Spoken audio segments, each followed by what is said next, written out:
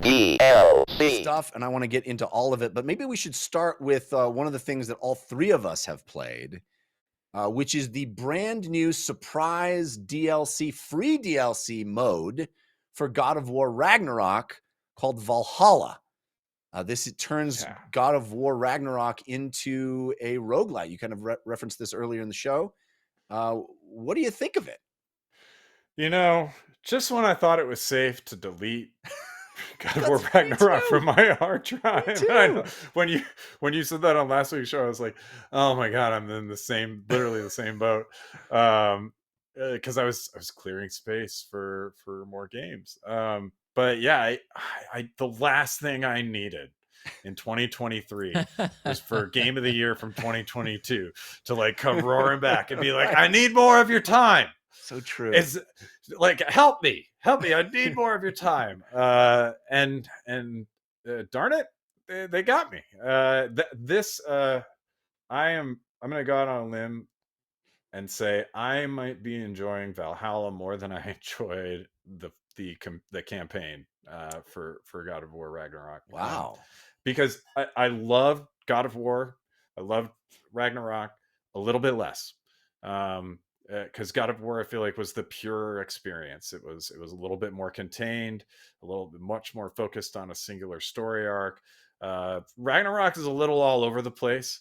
It feels like it suffers from a little bit of bloat.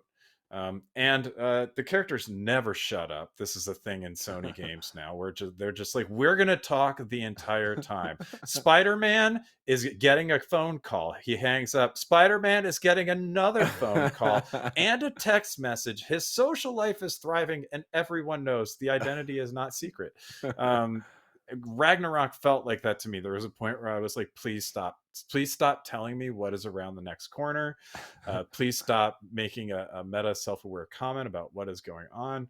And that's coming as a game writer. I was just going to say, game writer saying fewer words in games, please. Fewer words. Let the material breathe. Show don't tell. But where Valhalla feels like it's hitting the sweet spot for me, there's a lot of action, but they do have a story in there. They did tie it back to, it feels like a worthy follow-up to the story. I loved ultimately where the story landed in Ragnarok, but there was a lot of it. And now I feel like I'm just getting this brilliant, maybe it's also the impatient, I have too many things on my plate gamer in me too, but this is just getting right to the heart of it. It's like, let's go, let's get some action, let's get a little story, and then back to the action. Yeah. And it's hooked me. And it's like, I hate it for hooking me, because I still haven't finished Baldur's Gate 3 or Alan Wake 2, and there's too many things. Yeah, there are indeed. The other thing that it reminded me is like how good this combat system is. So good. It's so good. It's so tight and so solid, and the way it run after run, because you're in this roguelite thing where you die, rinse, repeat, and that it immediately says, hey, make a decision on how you'd like to specialize right away in each run. Right. And you're like, okay, I'm kind of going down this path this time. I have this kind of interesting new build, and that combat system supports that, right? I don't think that combat system was built for that. It was built as this, big tool belt where you can just do everything all at once all the time. But to have you sort of specialize and like really refine how you want to approach it this time, it's super fun. And the combat is just so satisfying.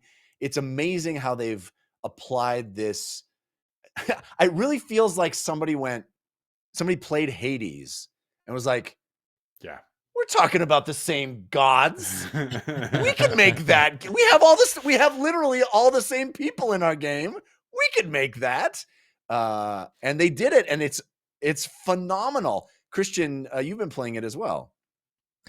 Yeah, it took me about 7 hours to roll credits. I don't want to spoil any of the narrative stuff in it, because I think the narrative stuff it does is excellent. So I will speak vague to that stuff, but I really loved how it told a narrative. As a OG God of War fan, I love its particular narrative, And these versions of Sony Santa Monica's God of War have never abandoned the narrative of what Kratos was before. It wasn't a full retcon of who this character is, and they talked about where he was and what he came to be. And I really loved the story in Valhalla. I think it's excellent. I think it's delivered really well. I love this idea of roguelites that tell stories. Hades, I think, set the bar for what that could be in terms of it's not just purely the mechanics, which are excellent, but it's also, it almost rewards you for dying. There are times where you're frustrated that you die, but then you come back, particularly in Hades, and you're like, oh, I know I probably wouldn't have beat the game on that run anyway, but now I'm kind of glad I didn't, because this stuff that's changed back at home is so fascinating. And God of War Ragnarok Valhalla certainly does some of that as well. It has forced resets, which I think are an interesting story technique as well, to kind of force some of those where you're having a good run and it will kind of still, quote unquote, deliver you back to the beginning to give you those narrative beats, at least on my long run. No, it's handled so well. I mean, when really the first time they come back and Kratos is like, "We did not die," and then like Freya comes out and she's like, "Yeah, well, Valhalla decides, like when you're ready, like you weren't ready." And I love that. I thought that was great. I also love a shorter roguelike. I don't think it needs to be, like I said, I think it was 7 hours, maybe 8. I don't know like how accurate my internal game clock is. And I'm not trying to say I have like elite skills. I played the main game on whatever, like one notch above standard. And I ended up dropping this down from where I played the main game one notch. I love rogue types that have difficulty settings. I think that's super satisfying and rewarding. And I love that it's, manageable. And I hope more folks learn from that, especially taking this approach of we have the tools, we have this stuff in place. Now we can make this a mode. It doesn't need to be 30 hours. It doesn't need to be 100 hours. Saying all that, rogue type games are still not my preferred genre. I would, differ from Shawn here that I much preferred the main game of Ragnarok. Even as I was playing in my successful credits run, I wasn't sure how much that was me or the RNG shining favor on me in those moments.